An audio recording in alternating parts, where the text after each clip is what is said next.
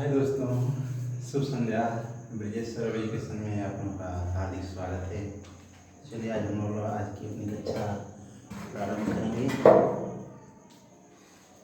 तो आज का हमारा टॉपिक है हिंदी साहित्य का इतिहास। हिंदी साहित्य के सभी साहित्य अनुरागियों के लिए जो हमारा चैप्टर है काफ़ी महत्वपूर्ण है, और जो भी हमारे साथी प्रतियोगी परीक्षाएँ देते हैं हर जगह इनसे प्रश्न पूछे जाते हैं। चलिए आज की कक्षा हम देर न करते हुए प्रारंभ करते हैं। तो हिंदी साहित्य के इतिहास को जो सर्वप्रथम लिखने का प्रयास किया उनका नाम था ग्रियर्सन, जिनकी पुस्तक थी the modern vernacular literature of Hindustan. इस पुस्तक में उन्होंने हिंदी साहित्य के इतिहास को लिखा, उसका विभाजन किया और अपनी पुस्तक में हिंदी साहित्य के बारे में बताया। लेकिन जो आगे के कवि हुए, आगे के जो लेखक हुए हिंदी साहित्य के, रामचंद्र शुक्ल जी हो गए, राहुल सत्यायन जी हो गए और हमारे महावीर प्रसाद द्विवेदी, इन लोगों ने उनके जो हिंदी साहित्य के इतिहास को पूर्ण तरह से सही नहीं माना, उसमें काफ़ी त्रुटियां मिली। इसके बाद जब गद्य काल में आते हैं हमारे हिंदी साहित्य के जो प्रमुख कवि हैं आचार्य रामचंद्र शुक्ल जी, उन्होंने जो हिंदी साहित्य का विभाजन किया वो काफ़ी सटीक और वैज्ञानिक माना जाता है, और पूरे हिंदी साहित्य का इतिहास जो रामचंद्र शुक्ल जी द्वारा विभाजित किया गया है, जो लिखा गया है, उसी को प्रमाणिक माना जाता है। तो चलिए आज की कक्षा हम प्रारंभ करेंगे। तो सर्वप्रथम देखते हैं हिंदी साहित्य के इतिहास को जो रामचंद्र शुक्ल जी ने माना है वो 4 भागों में डिवाइड किया। सर्वप्रथम आदिकाल आता है, इसका समय जो होता है संवत 1050 से 1375 ईस्वी। इसको आप लोग याद रखिए, संवत सन में हमेशा अंतर रहता है। संवत पूछा जाए तो जब भी संवत कहेगा संवत 1050 से 1375 ईस्वी को याद रखिएगा, क्योंकि ये संवत में है।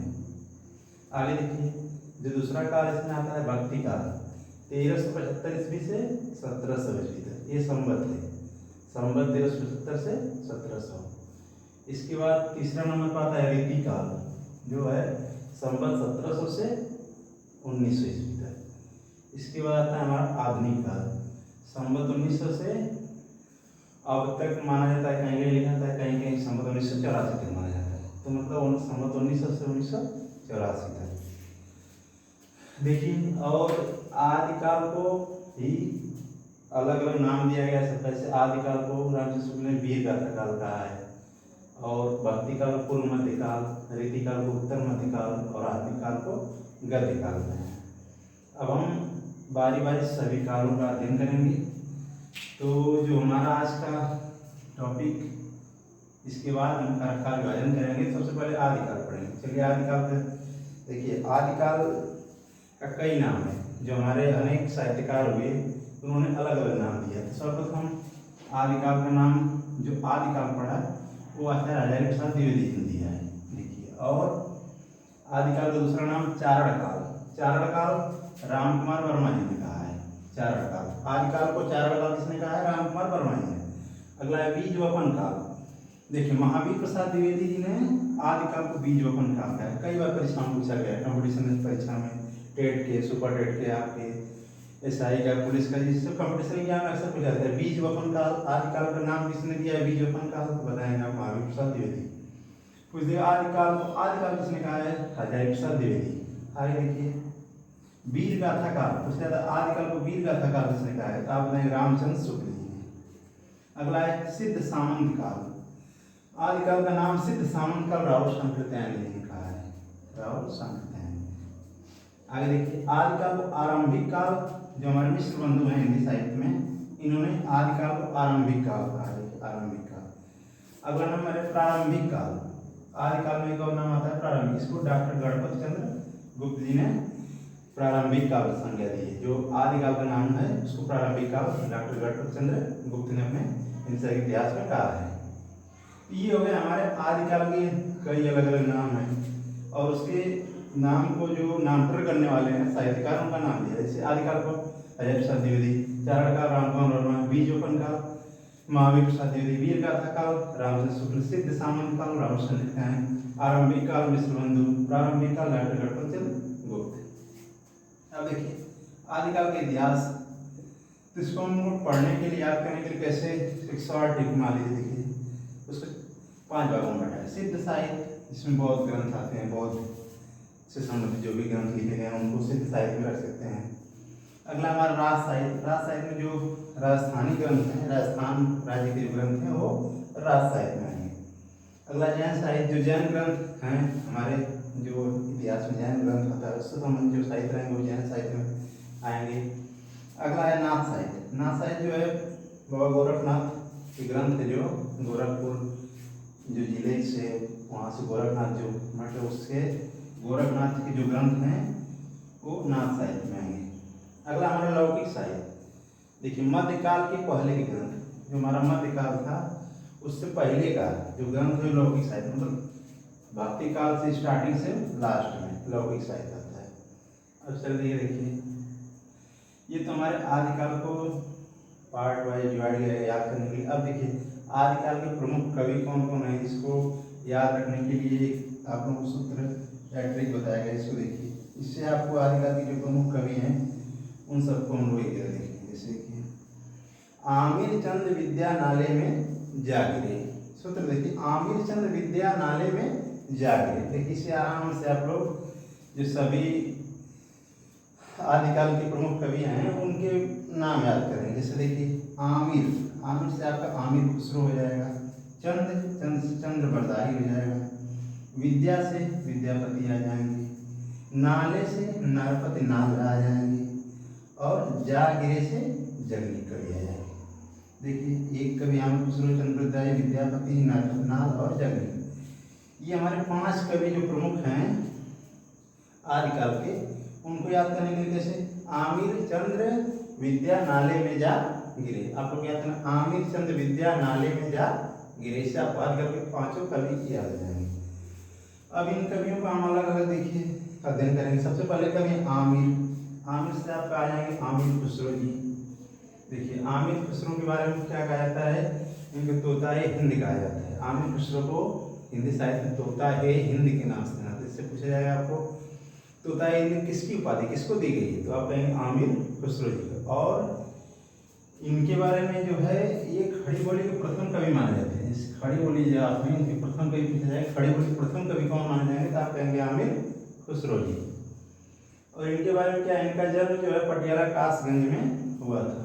और जो आमिर खुसरो जी थे ये प्रमुख दरबारी कवि थे अलाउद्दीन खिलजी के। याद रखिए प्रमुख दरबारी कवि किसके थे, अलाउद्दीन खिलजी के। यहीं पर अपनी सारी रचनाएं लिखे।